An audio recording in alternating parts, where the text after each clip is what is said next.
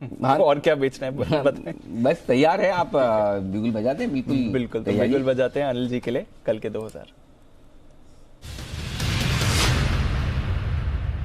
Sir आगे 13,950 के नीचे भी निफ्टी आ गया, बताएं सर क्या करें।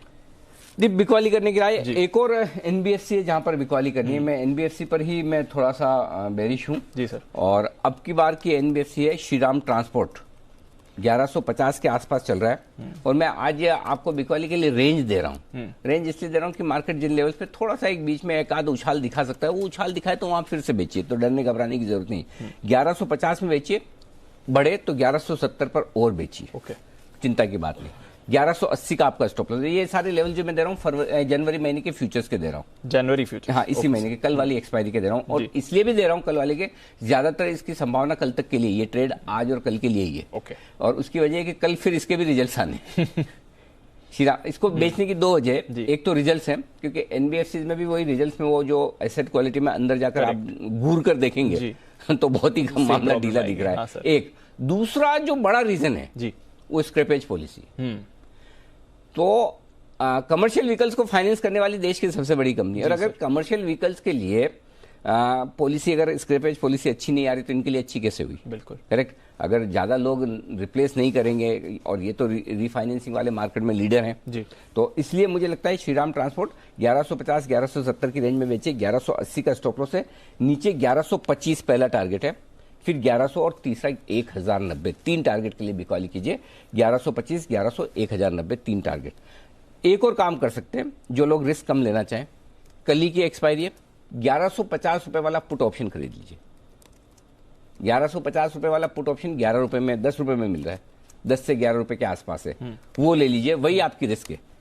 क्योंकि अब आप 1% का स्टॉप लॉस तो रखेंगे जी, कभी आप फ्यूचर में भी ट्रेड करते थे 1-2% का रखते थे, इससे बढ़िया है कि आप 1150। और पुट ऑप्शन इसलिए भी खरीदने की राय दे रहा हूं कि रिजल्ट कल ही आने हैं, तो 1150 का पुट ऑप्शन रख लीजिए, 10-11 रुपए में जो भी मिल रहा है वही आपकी रिस्क है, वो समझ लीजिए जीरो हो गया।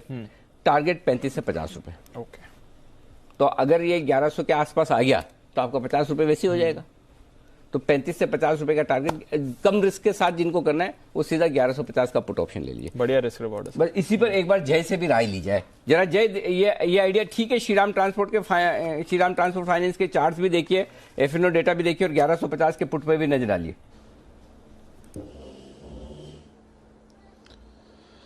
जी अनिल जी, मैं इनफैक्ट वही देख रहा था जब आप बता रहे थे, और मुझे भी लग रहा है कि आपने जो राय दी है एकदम सही है। बिकॉज जो हिसाब से यहाँ पे एक सेलिंग देखने मिल रहा है, मुझे भी ऐसा लग रहा है कि लगभग अनिल जी इसमें 1060-70 तक के लेवल्स हमें देखने मिल सकते हैं। हालांकि कल तक के अगर हम लेवल्स देखें तो डेफिनेटली 1100 तक के देखने मिल सकते हैं। पोजिशनली 1050 1060 तक के लेवल्स देखने मिल सकते हैं। अगर वो होता है तो ये जो आपका ही राय है ना 1150 का पुट ऑप्शन लेकर चलने की, एकदम परफेक्ट है। बिकॉज द रीजन इज कि ऑलरेडी इसमें 6-7 रुपए तो आपको इंट्रिंसिक वैल्यू मिल ही रहा है, तो यहीं पे क्लोज आता है तो 6-7 रुपए तो आपको मिलने ही है। और आप 10-11 रुपए में रह रहे, तो अगर आप देखिए जाए एक्चुअल में रिस्क तो आपकी 4-5 रुपए की हुई, बिकॉज 6 रुपए तो इंट्रिंसिक वैल्यू, तो ज्यादा आपको टाइम वैल्यू दे नहीं रहे। और जो हिसाब से मार्केट ये लेवल पे ट्रेड कर रहा है, आई थिंक कंजर्वेटिव ट्रेडर्स, मैं कहूंगा रिस्क अवर्स ट्रेडर्स, ये स्ट्रैटेजी के साथ अच्छी तरह से ये पोजीशन को होल्ड भी कर पाएंगे। मेरी गलती, 1150 का पुट नहीं, 1140 1140 और 1160 का है, दो पुट है, तो 1140 वाला पुट है।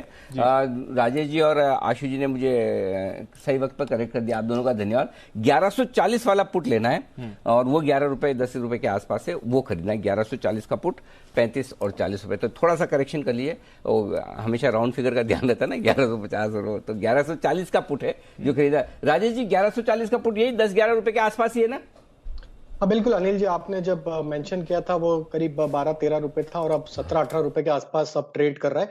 तो मेरे हिसाब से बिल्कुल आपका ट्रेड तो बिल्कुल सही है। 1140 का पुट लेना है, मध्य प्ले करना है, तो पुट लेके करेंगे तो रिस्क भी कम रहे, क्योंकि स्टॉक का नेचर भी वॉलेटाइल है। तो 1140 का पुट बिल्कुल, मुझे लगता है जिस तरीके से स्टॉक में सेलिंग हो रही है, ये पुट के टारगेट बिल्कुल 30 से 35 रुपए तक भी आते हुए दिखना चाहिए। तो 1140 का पुट कैरी करना चाहिए कल के लिए शॉर्ट साइड में ट्रेड लेने के लिए। ओके, तो ये है 1140 का पुट खरीदने की राय अनिल जी की तरफ से। 35 से 50 के टारगेट्स आपको यहाँ पर आते हुए दिख सकते हैं। वीकनेस बढ़ रही है एनबीएफसीज में और अब और नीचे फिसला है 13,950 के भी नीचे अब आपको निफ्टी फिसलते हुए दिख रहा है। तो पहले 14,000 का लेवल तोड़ा और अब 13,950 के नीचे भी आपको निफ्टी गिरते हुए दिख रहा है। मैरिको में